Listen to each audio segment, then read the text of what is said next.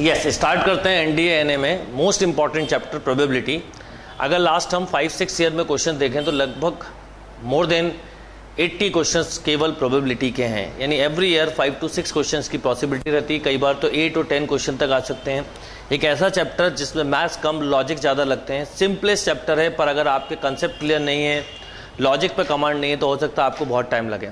अभी हमने परम्यूटेशन के बाद ठीक प्रोबेबिलिटी इसलिए स्टार्ट किया क्योंकि परम्यूटेशन के कंसेप्ट पे बेस्ड टॉपिक है, इंपॉर्टेंट थिंग। दूसरा कि प्रोबेबिलिटी हम बहुत कम फॉर्मूले से करेंगे, बहुत कम फॉर्मूले से करने वाला टॉपिक है। अगर फॉर्मूले से करेंगे तो बहुत टाइम लगेगा। प्रोबेबिलिटी ऑफ हैपनिंग क्या होता है? Favourable cases upon total cases. बस बहुत छोटे छोटे कंसेप्ट से पूरा चैप्टर पढ़ने वाले हैं, पूरे जो 80-90 क्वेश्चन आए सारे कवर करेंगे। तो probability of happening is favourable cases upon favourable cases plus unfavourable cases. एक सिंगल फॉर्मूले के साथ साथ जो फॉर्मूले जहाँ जहाँ लगते जाएंगे वो बताता चलूँगा, तो आपके कंसेप्ट क्लियर होते जाएंगे। जैसे ये 2010 पेपर 1 का क्वेश्चन है, देखिए क्या है। The mean and variance of binomial distribution are 8 and 4। Mean क्या होता है याद रखिएगा आप, जैसे मैं बताता चलूँगा। मीन होता है NP and variance is NPQ। तो NP आपको दिया 8, NPQ दिया है 4, राइट। NP की जगह 8 आपने रखा तो Q हो गया 1/2, Q 1/2 है तो P भी 1/2, और N और P की वैल्यू रख दी तो N हो गया 16, राइट। अब आपसे पूछा है what is Px = 1। Px = 1 means binomial distribution का क्वेश्चन है। Px = R होता है NCR अपॉन 2n। थ्योरी हमने ऑलरेडी बहुत डिटेल में कवर की हुई है, वहाँ सारे फॉर्मूले सारे कंसेप्ट मैंने आपको बताए हुए हैं। यहाँ पर मैं आपको रिवाइज करवाता हूँ, रिवीजन करवाता हुआ चलूँगा। तो अब और इसमें भी मैंने आपको एक याद होगा शॉर्टकट फॉर्मूला बताया था, कॉइन और P = Q = 1/2 हो, तो ये फॉर्मूला और ईजी हो जाता है। क्या हो जाता है? NCR upon 2n, NCR upon 2n। तो अब यहाँ पर जैसे बोला है Px = 1 मीन्स n कितना है? 16, तो 16C1/216। तो एक तरह से 16 अपॉन 2/16 NC1 का वैल्यू होता है n। अब 16 मीन्स 2/4, तो इसका मतलब 1/212 is a right answer, right. Note down. तो मैं आपके साथ क्या करूंगा, सारे क्वेश्चन डिस्कस करूंगा, क्वेश्चन के साथ रिलेटेड थ्योरी डिस्कस करूंगा, तो आपका एक क्विक रिवीजन भी होगा, क्योंकि टाइम आपके पास जैसा है उस हिसाब से आपको स्टडी करनी है। क्विक रिवीजन भी होगा। अगर आपका कहीं टॉपिक क्लियर नहीं है तो जो डिटेल वीडियो है उसको देख के आप पहले पूरा पढ़ें, फिर क्वेश्चन सॉल्व करें। बहुत कम टाइम में आप क्वेश्चंस को सॉल्व कर सकते हैं। यस, नेक्स्ट क्वेश्चन देखते हैं। देखिए क्या क्वेश्चन है, अच्छा क्वेश्चन है और समझने वाला क्वेश्चन है। An observed event B can occur after one of the three event क्या दिए, मैं शॉर्ट में लिखता चलता हूँ, रीड करता चलता हूँ। A1, A2, A3 previous year की सीरीज के क्वेश्चंस आपके पास होंगे, आप उसे रीड भी कर सकते हैं। An observe event B can occur after one of the three event A1, A2, A3 if PA1 given है आपको equal to PA2, same value है 0.4, या आप बोल सकते हैं 4/10। PA3 गिवन है 0.2 मीन्स 2/10। अब इसके अलावा और क्या क्या दिया देखिए। एंड P कंडीशनल परम्यूटेशन यानी बेस थ्योरम पे बेस क्वेश्चन है। PB/A1 = 0.25, PB/A2 happening of B depending on A2। इसका मतलब ये happening of B depending on A1 and PB/A3 भी। पहले ये क्या दिया गिवन है वो देख लेते हैं। ये गिवन था, ये गिवन है 0.4 एंड PB/A3 ये गिवन है 0.125। What is the probability A1 after observing B1 means आपसे पूछा है कि B के होने के बाद A1 की प्रोबेबिलिटी क्या है। कंप्लीटली बेस थ्योरम पे बेस क्वेश्चन है।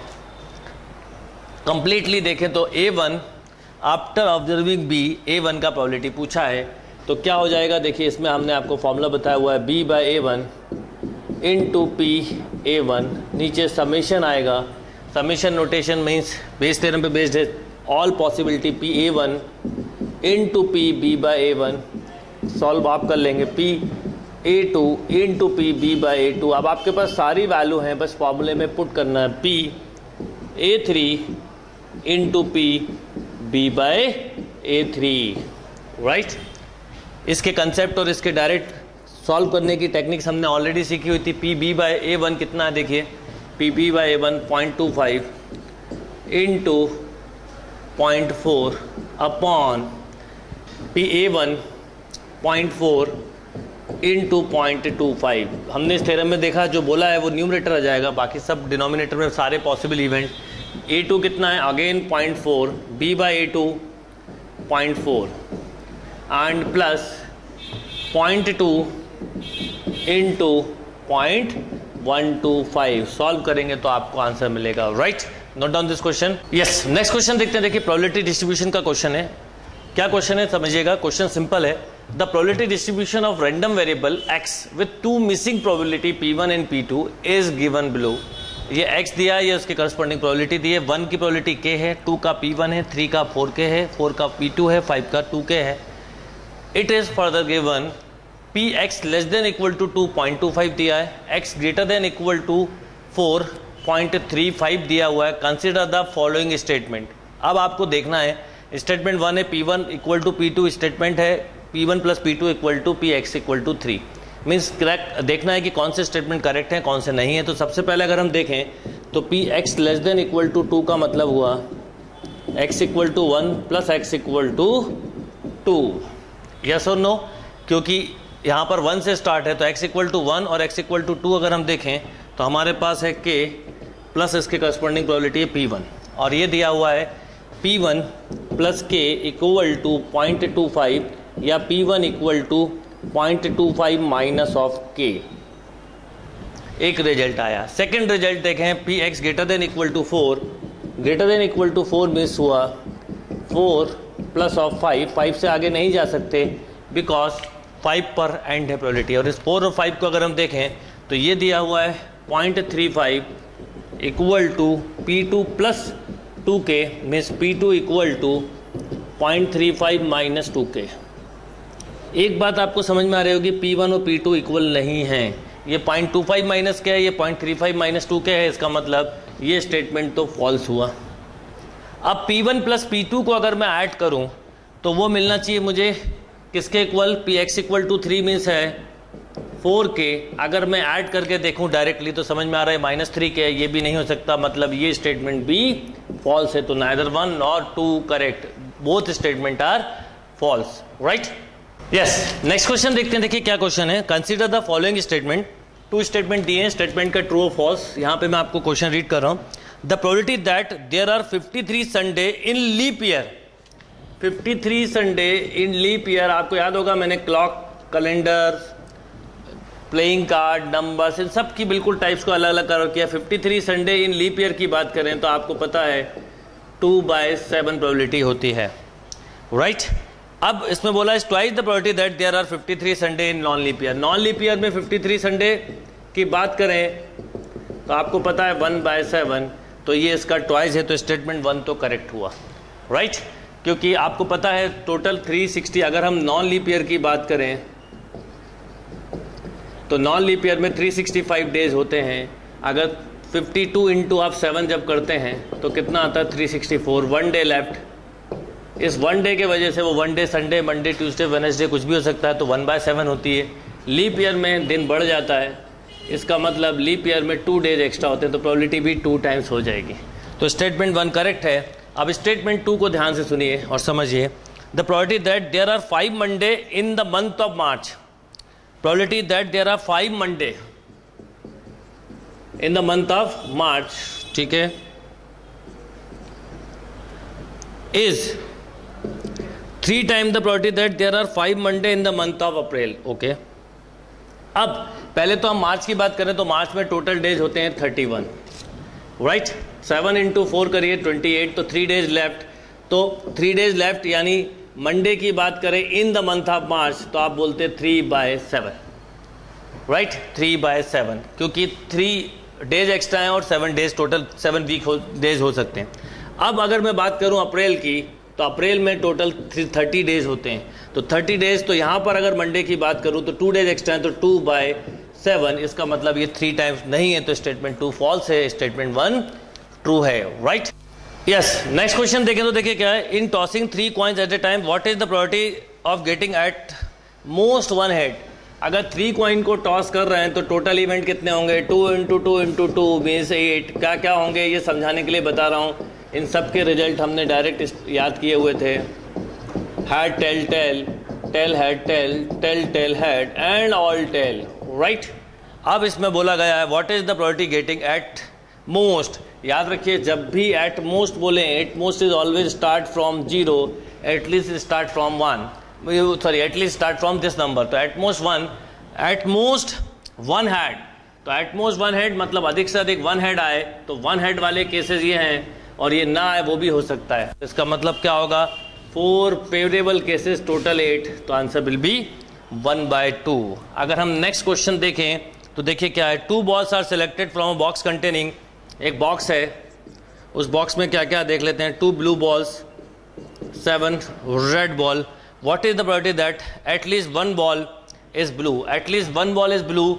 At least 1 के लिए आप एक फॉर्मूला यूज करें हमेशा, 1 minus none of them, सबसे बेस्ट रहता है। तो 1 minus एक भी बॉल ब्लू ना आए, ये भी कर सकते हैं। तो 7C2/9C2 क्या हो जाएगा, तो 1 minus 7 × 6/9 × 8, 2 से 2 कैंसिल हो जाएगा, राइट। इसको कैंसिल कर दीजिए, 3 से ये 2 टाइम, ये 3 टाइम, ये 4 टाइम, तो क्या आ जाएगा, 1 minus 7/12 और 5/12 is a right answer. Yes, next question देखें तो देखिए कितना सिंपल और अच्छा क्वेश्चन है। The probability of guessing a correct answer, happening probability दी है x/12, guessing not correct means not happening दिया है 2/3, then the value of x। देखिए probability of happening and not happening is always remember 1, या तो event होगा या नहीं होगा। तो x/12 + 2/3 = 1, एलसीएम लेंगे तो 12 ही आएगा। तो x + 8 = 1, तो x = 4, right. Yes, next question देखते हैं, देखिए क्या है, consider the following statement related to variable x having a binomial distribution. Binomial distribution के लिए बात कर रहे हैं। पहला स्टेटमेंट है if p = 1/2 then the distribution is symmetrical, बिल्कुल सही है। p एंड q अगर इक्वल हो, p = q = 1/2, तो सिमेट्रिकल डिस्ट्रीब्यूशन होता है। सेकंड है p remaining constant, px = r increases as n increases, ये भी करेक्ट है क्योंकि n इंक्रीज होगा तो ये भी इंक्रीज होगा। p power r q power n - r जो हमारे पास फॉर्मूला है, यानी both statement are true. Yes, 2010 paper number 2 पे आते हैं। देखिए क्या, what is the probability having 53 Sunday और 53 Monday in a leap year. Leap year में 53 संडे या 53 मंडे की प्रोबेबिलिटी बताइए। अब इसमें मैं आपको ये बता देता हूँ, ये मैंने आपको पूरा कैलेंडर का कंसेप्ट अलग से समझाया था, इसमें क्या मिस्टेक आप करने वाले हो। 99% लोग पॉसिबल है 4/7 लिख दें, बट 4/7 नहीं होगा। और क्यों नहीं होगा ये समझना बहुत ज़रूरी है, कॉमन मिस्टेक है। और मैं आपको बोलूँगा प्रोबेबिलिटी आप मेरे साथ करेंगे तो विदाउट फॉर्मूले करना, कम से कम फॉर्मूले यूज़ करना, रिक्वायरमेंट ही नहीं होती फॉर्मूले की ज़्यादा। अब 4/7 क्यों नहीं होगा वो समझ लें। लीप ईयर की अगर हम बात करें तो लीप ईयर में टोटल 366 डेज होते हैं। 52 × जब 7 करते हैं आप तो 364, तो 2 डेज एक्स्ट्रा आ जाते हैं। 2 डेज क्या क्या हो सकते हैं, this is combination, Sunday Monday, Monday Tuesday, Tuesday Wednesday, Wednesday Thursday, Thursday Friday, Friday Saturday and Saturday Sunday. अब कई बार दिमाग में आता है कि 2 डेज एक्स्ट्रा हैं तो 2 संडे के और 2 मंडे के 4 हो गए, बट संडे और मंडे कॉन्जुगेटिव डे होने की वजह से, संडे और मंडे कॉन्जुगेटिव होने की वजह से एक कॉमन पेयर हो जाएगा। तो 1, 2 एंड 3, तो सिंपल सा आंसर होगा इसका 3/7। ये बिल्कुल पॉसिबल मिस्टेक थी 4/7 की। अच्छा, इसी क्वेश्चन में अगर ये बोला जाता 53 संडे और वेडनेसडे, फिर आंसर हो सकता था 4, क्योंकि संडे के 2 पेयर, वेडनेसडे के 2 पेयर, तो आंसर पॉसिबल था 4/7। अगर संडे एंड मंडे बोला जाता तो ये भी पॉसिबल था, संडे एंड मंडे का एक पॉसिबल पेयर था 1/7, पर अकॉर्डिंग टू क्वेश्चन जो आपको पेपर में दिया उसका आंसर होगा 3/7। यस, नेक्स्ट क्वेश्चन देखते हैं। देखिए क्या, 3 digit number are to be form using the digit. 3 digit number form करना 0, 2, 4, 6 एंड 8। परम्यूटेशन में इस तरह के क्वेश्चंस करे हैं। Number is chosen random out of this number, what is the probability that number has the same digit. सबसे पहले तो कभी भी प्रोबेबिलिटी का क्वेश्चन करें तो टोटल केस देखें, फिर सेम डिजिट पे आएंगे। तो टोटल केसेस देखें 3 डिजिट के, तो फर्स्ट प्लेस पे 0 नहीं आएगा, ये बात ध्यान रखनी। तो फर्स्ट प्लेस पे 0 नहीं आएगा, तो 4 पॉसिबिलिटी, कुछ नहीं बोला है तो रिपीटेशन अलाउड मानेंगे, और सेम नंबर में रिपीटेशन बाय डिफॉल्ट भी अलाउ होगा। अब सेम नंबर का मतलब हुआ, हो सकता है 2, 2, 2, 4, 4, 4, देख के ही समझ में आ रहा होगा 4 केसेस होंगे, राइट। तो 4/100 is a right answer, right. Next question देखें। A lot of 4 white 4 red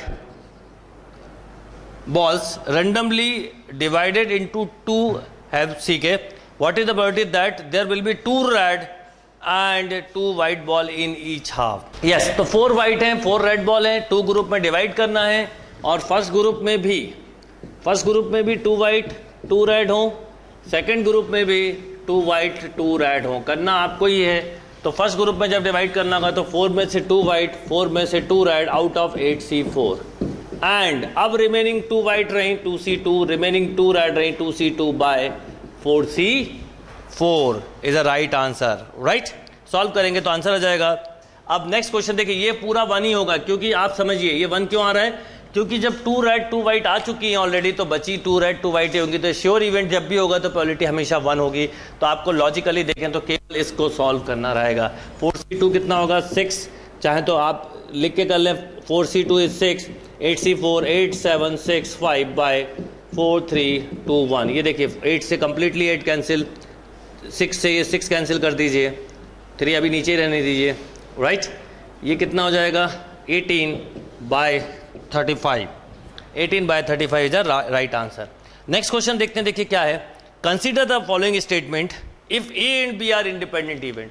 अब देखिए अगर A and B independent event है तो इनके कॉम्प्लीमेंट भी इंडिपेंडेंट होंगे, इस तरह पे बेस क्वेश्चन है।